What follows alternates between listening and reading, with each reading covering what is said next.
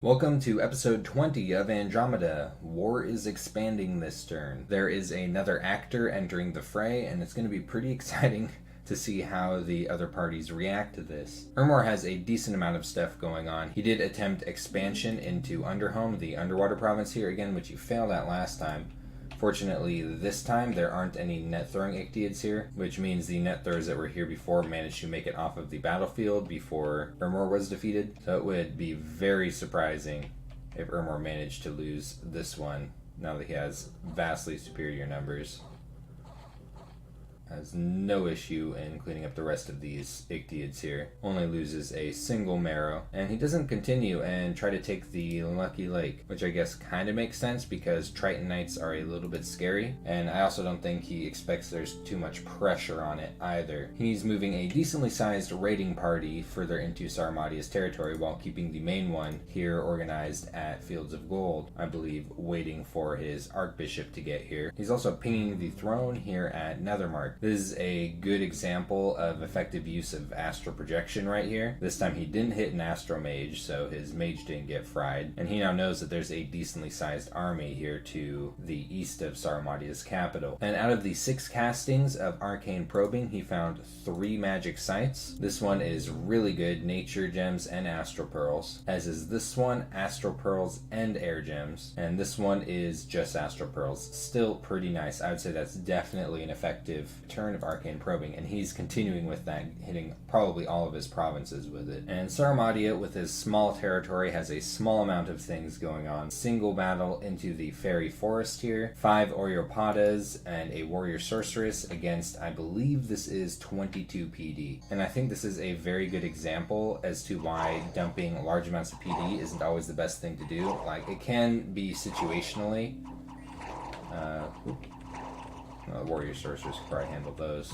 But in general, province defense can be wiped out by just small raiding parties like this one, even when it's like 20, 30, 40.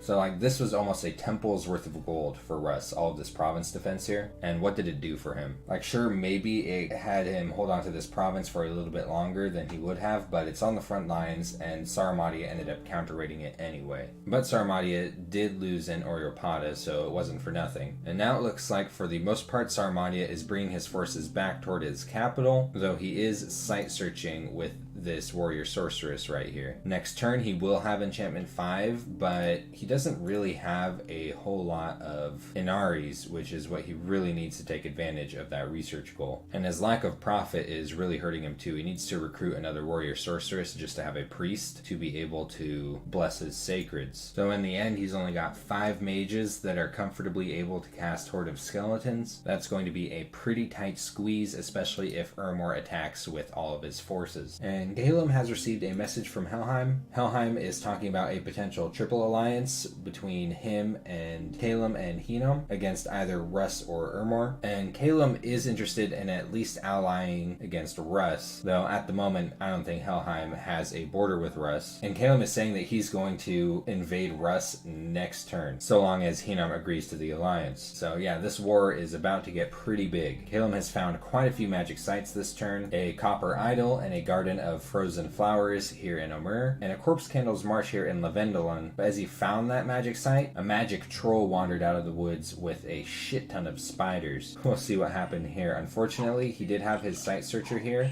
and it wasn't scripted to retreat.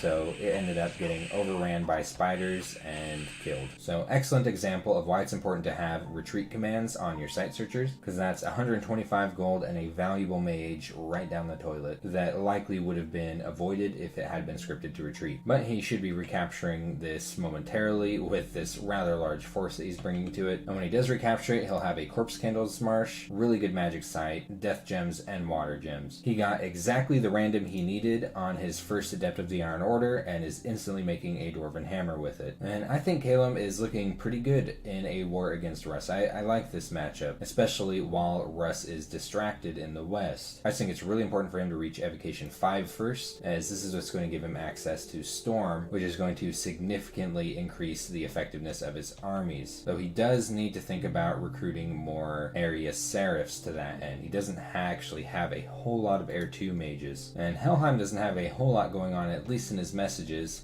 He is attempting, I think he got spooked when he saw that Ermor moved into this province, and now he's attempting to take the Lucky Lake. Now, Corpus Man constructs are not very good, and at least without buffs. They actually become excellent once they get some nice buffs online, especially at Alteration 7 with Fog Warriors. But without buffs, 0 protection, 4 defense skill, abysmal attack skill, they tend to just die without doing an enormous amount of damage. So not sure if this is going to work out against Triton Troopers and Triton Knights, which are very good units. I think it might be more effective to just take a Dis or something. Maybe a Van Jarl. I guess he doesn't really have any alteration research at all. Yeah, this actually is kind of a problem for him. He's about to reach Construction 4, which will give him some options. It's like he could make an Amulet of Breathing. It's a little pricey. And I think a well-kitted Thug would do a lot better against this province than these Corpse Man constructs will. But I might get proven a noob and they might just clear this out with no problem. We'll see. He is forging some Thug equipment though. A Burning Pearl and a Horror Helmet here on his Steel Ovens. And the Sage Train is coming in. This is going to be a huge boost to research. Like these Sages and the Steel Ovens here, kind of a gross combination for Helheim. If I was in this game and I was a different nation, I'd be pretty spooked about Helheim having these things. And not an enormous amount going on with Russ. We do know that he lost the Fairy Forest last turn, and it looks like he's going to recapture it with his main army. And his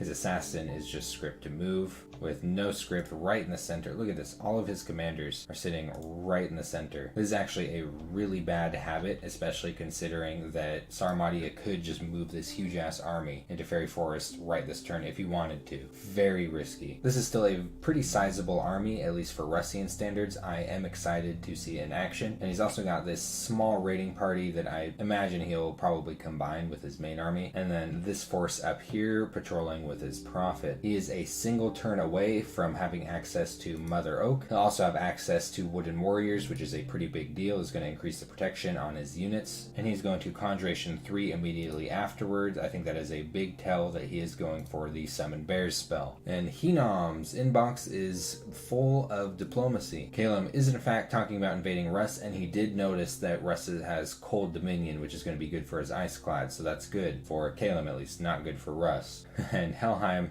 is mentioning that he doesn't have a border with Russ, so he can't involve himself, at least at the moment, in a war with Russ, but he does have a very big border with Ermor. But Henom is taking matters into his own hands, and bam, he's moving a fat Flaming Arrows army right into Russ's territory. A pristine Scales army, lots of excellent units, getting buffed by Earth 2 mages, Strength of Giants, and Legions of Steel, as well as a Flaming Arrows caster in the back, holding a Demon Bane that he just found. I imagine Russ isn't expecting this at all. It's going to be interesting to see how he reacts. Lots of failed site searching, even Dark Knowledge failed, huge bummer, but he got an excellent event this turn. 2,145 gold, lots of gems, and a Demon Bane. Now I'm pretty sure at this level of gold you actually need Luck 3 scales to get this amount. So it is a good example of where Luck 3 scales are more effective than just smaller amounts of luck or neutral scales, because a lot of people say that like the reason that luck scales are useless is because of RNG. You could just get those events even without luck scales.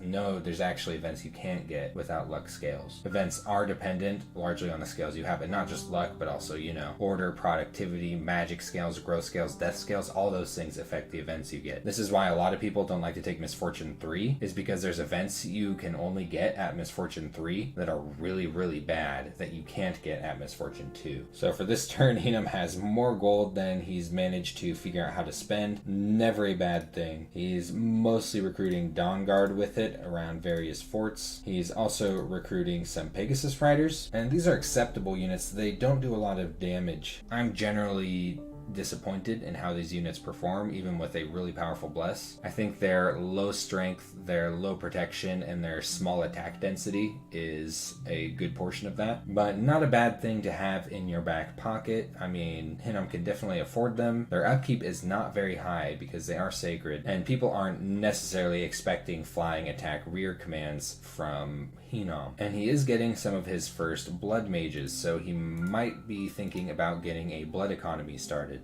And if you remember last turn, Atlantis was kind of boasting of his victory in the arena, saying that he expects awards for Shad Foth, and Calum has responded to that positively and has awarded Atlantis with 4 fire gems. And really has a pretty long message. The gist of it is actually that he's ending the non-aggression pact and starting a war with Atlantis. I'm thinking that in just a bit here, every single nation is going to be involved in a war, and Atlantis is responding with military recruitment across all of his fort provinces. He did have another Dominion change event, which is actually pretty bad. His Dominion's looking pretty patchy right now. Some fish people found a gigantic copper bowl. Some sick guy got better, and now everyone is worshipping that copper bowl. So look at this. He's only got a single candle in both of these provinces over here, and these are the only provinces where he has relatively strong Dominion. But he just found out that Rillia wants to go to war with him. It's a little bit difficult for him to get things like temples up for infrastructure, though of course he could just claim this throne if he needed to. Or at least preach with this guy. Bro, your scales are so good, preach! He's something like 4 turns away from Conjuration 5, which is going to be a very bad day for Rillia. And Rillia is really busy this turn. He didn't have too much going on with his messages. These are just the water gems that he traded Astropros for to Ermor, and he achieved his research goals, at least some of them that he had so far. And he's moving a large portion of his mages into Nuptia to attempt to take this throne, which